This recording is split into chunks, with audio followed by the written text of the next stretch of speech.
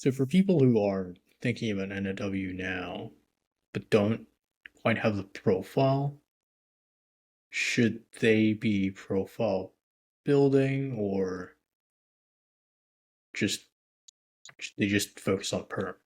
I think that they should still be engaged. Like, they don't need to go full in on profile building, as in, this is the only option, this is all we're doing, and we're going to do this no matter what. Because there is some uncertainty with the EB-2 NIW program. But it's always better to keep your options open and kind of broaden the list of possibilities.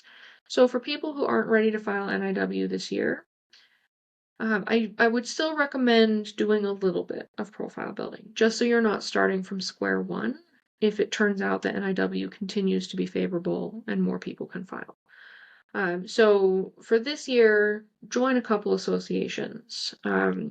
See if you can do things like volunteering at conferences, speaking at meetups, volunteering for your alma mater.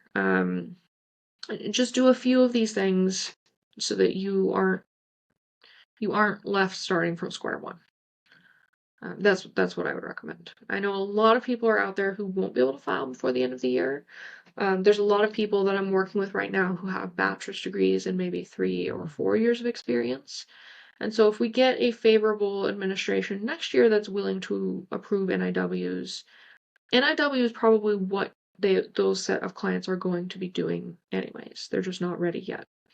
And so I'm not advising that they invest in courses at this point in time. I'm not advising that they spend a ton of money or that they take time away from their work to do a lot of activities, but definitely do some because it might be an option for you in 1 or 2 years, and you do want to be in a good position to file as soon as possible uh, if that does become a possibility.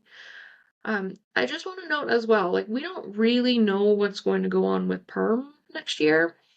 I'm a little bit surprised, and maybe I shouldn't be, but I'm surprised that there's so many layoffs going on even now.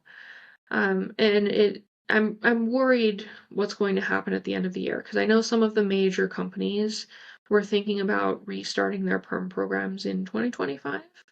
And I'm sure they're getting ready for it. It's not like these companies wanted to pause their perm processes indefinitely. It's just a function of what happens when you have massive layoffs. So if they do have more massive layoffs at the end of the year or in early 2025, perm is just going to continue to be delayed indefinitely.